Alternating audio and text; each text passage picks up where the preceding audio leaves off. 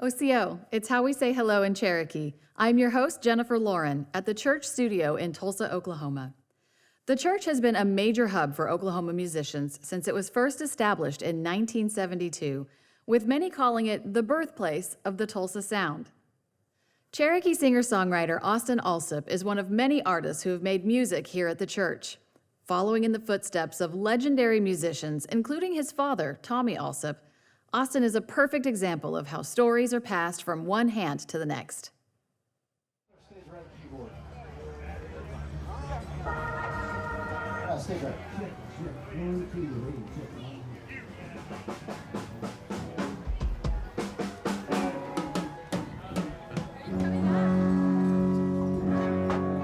How we doing, Tulsa? Thank y'all for having me today. My name's Austin Allsup, down from around Abilene, Texas.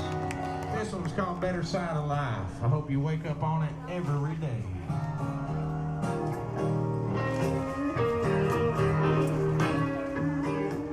Music was a huge healing force for me growing up. Get up out of the bed and take a look outside. Boy, there ain't no rhyme, ain't no reason to be feeling so sad.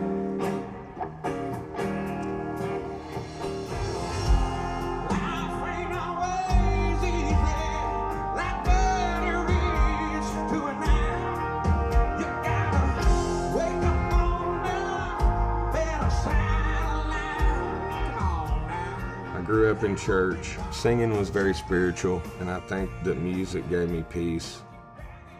My dad, Tommy Allsup's been around quite a while playing music. I think it's 170 some odd #1 hits that my dad's played or produced. I didn't end up actually meeting my old man until I was about 17. Well, he had the Bob Wills Texas Playboys band. After Bob passed, my dad and Leon Roush took over the band as far as touring, from the estate. And that was kind of my first gig, was going on the road with that group of guys. I would get up on, out on tour with the Playboys, and I'd sing Milk Cow Blues or Right or Wrong. Leon Roush, he'd always give me heck because I'd get up there with holes in my jeans. He'd say, "Boy, you look like you ran through a barbed wire fence to get here tonight."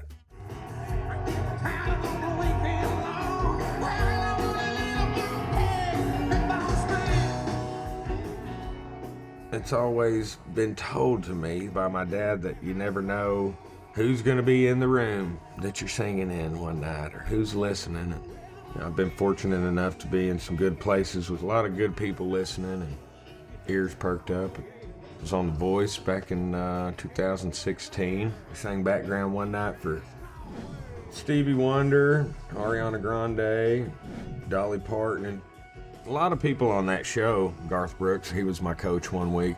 Tim McGraw and Faith Hill were my coaches one week. That was very interesting, being on TV and doing that whole thing.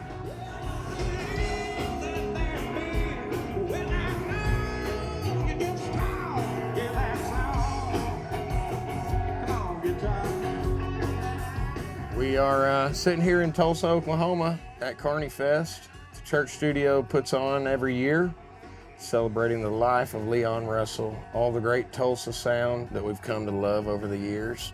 I'm just glad to be here and be part of it. Man, I thought our set was really tight. We debuted some new material, some songs that I've just released that I haven't played out live yet. I thought the songs really landed good with the people. Well, it's great set. Thank you. Great. You play music too? I have a guitar. You do? Gosh. Thank you, Simon. It was a great time here today.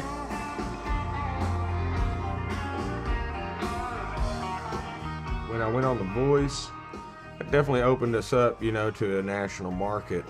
I did a lot of touring internationally after that. That was a lot of fun for, a few years. And then the COVID thing happened and it kind of did a reset, especially for me and my family.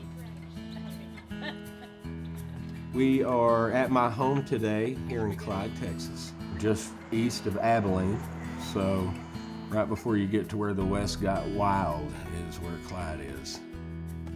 Here in Clyde, it's me and my wife, Chelsea, my two kids, Allie and Jagger. Routines around here are pretty crazy.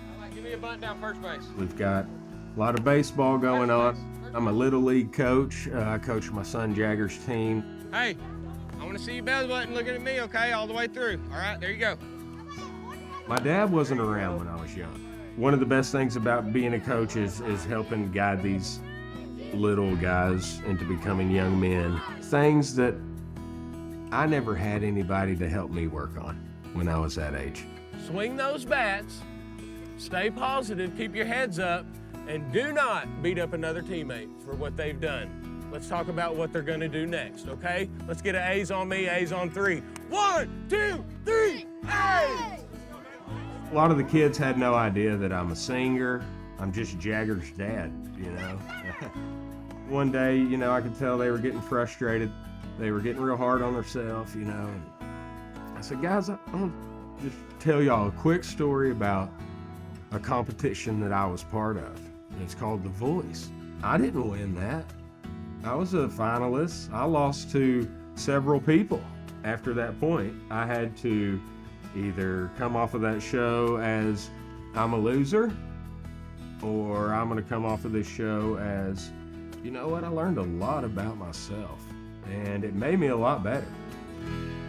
There's a whole nother side of me that grew up with music and songwriting being the real escape. My daughter, Allie, is a beautiful singer.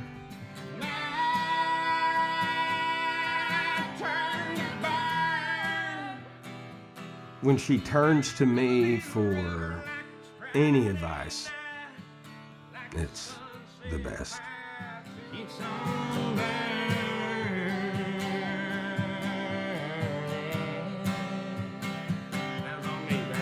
Being able to help her through that part of life, especially with what it did for me, and it continues to do for me, it means a lot.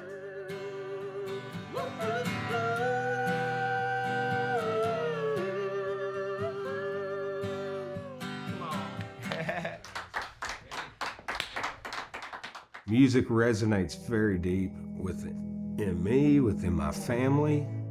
My dad was in Buddy Holly's band and was in the story, you know, having to do with the day the music died. My dad was part of that tour and flipping the coin with Richie Valens for the last seat on the plane the night that it crashed and took the life of Buddy Holly and the Big Bopper and Richie Valens. So my dad was just, you know, half a flip away from being on that plane and us not sitting here today, just a coin toss. My dad left me this microphone when he passed, and this was actually from that tour. It still works. I plugged it in, I sang on it, it does still work, and I bet you could get DNA right off here of Richie Valens and Buddy Holly and the Big Bopper. I'm sure they spit into this thing a few times during that tour. I think music is such a powerful tool. I literally write all the time. There's no set process. I know a lot of guys have ways they approach it every time. A lot of guys will come up with a melody first. I'm always writing, so I can't grab a guitar when I'm driving down the road or cooking dinner or feeding chickens or playing baseball. A lot of times maybe I'll think of just a clever hook or something or a witty line, but there's always an attitude or some type of emotion behind that thought. Tonight, show the kitchen, baby, I'm reeling you in. You can't ask one person what makes a good song, but for me, it's just knowing that there's conviction behind it.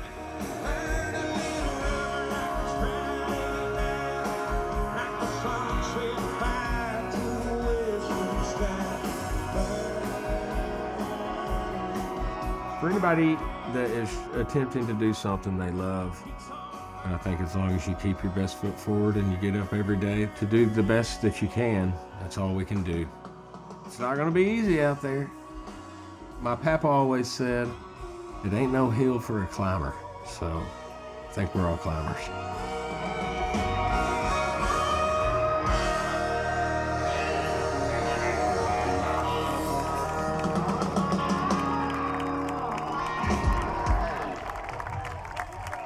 Thank y'all very much.